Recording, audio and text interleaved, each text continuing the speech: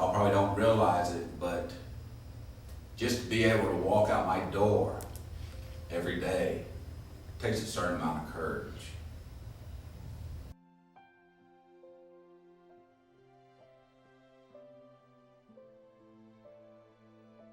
Well, my name is Edwin Powell. I am hopefully going to graduate in 2 weeks. That's if all my teachers see me well enough to pass me this semester. And I have been attending classes here since the fall of 2000. I haven't gone continuously for 9 years, but during the 9 years after I've started, I've gone into full kidney failure and have to take dialysis 3 times a week, which I'm still taking. I've had both my legs amputated because I developed a blood toxicity disease called DIC, which means in my capillaries, in my fingers, and in my feet, they just started clotting off until basically gangrene set into them and they had to be amputated. But since that time, I lost my vision. Previous to that, I lost my vision about 11 years ago due to diabetes. And before I started school here and before I lost my vision, I had worked several unique type jobs. One of my jobs was I worked for a bail bonding company out in Conyers, Georgia. And I was basically the one responsible if we bonded you out of court and you decided you didn't have to show up for court. It was my job to find you and take you back to jail.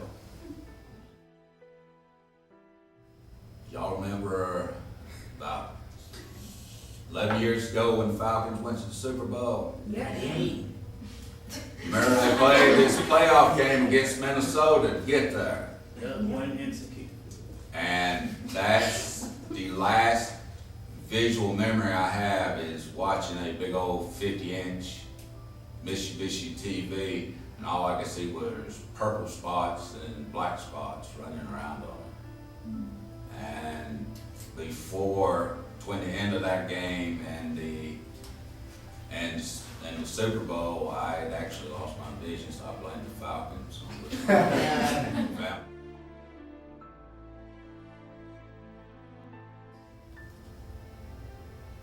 Wanting to get off my Social Security, when you live on just $790 a month, you'll realize, that there's more to life than what that will provide for. But that's how much I survive on. It's $790 a month.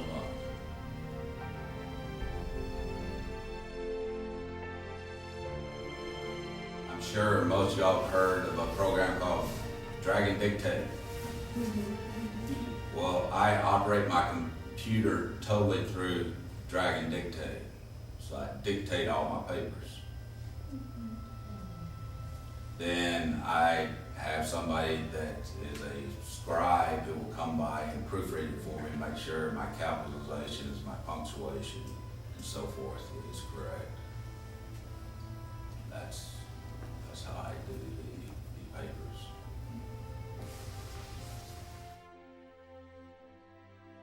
When I was first going to school here, I had to use one of the local cab companies to bring me back and forth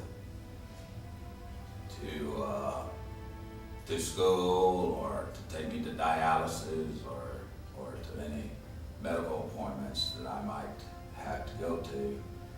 And this cab driver would act like he was my bestest friends, but when he'd take me and drop me off at dialysis or take me over here and drop me off for school, he would go back over to my apartment. He knew where I left my spare key, and he would let himself into my apartment. He'd go in there and raid my refrigerator, raid my food pantry, take any medications that he thought he might be more in need of than I was in need of.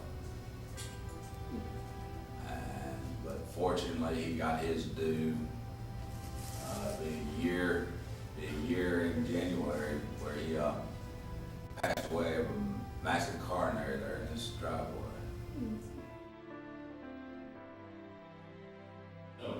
If you had something to say in summary of all of these things you've been through and try to pass along some information to these folks or other folks, and what would you say? I'd say whatever life presents you with, remember in the long run, it's not about you. It's about other things and other people.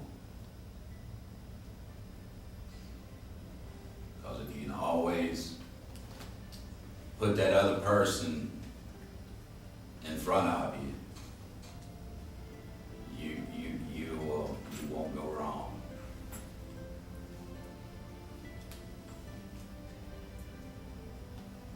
Because it's, in this world, it's not about what I can do, because technically I can't do anything. The only reason I get stuff accomplished, the only reason I finally got into this school is because the good Lord let me get through it. I don't mean to turn this into a Sunday sermon, but that's how I approach life.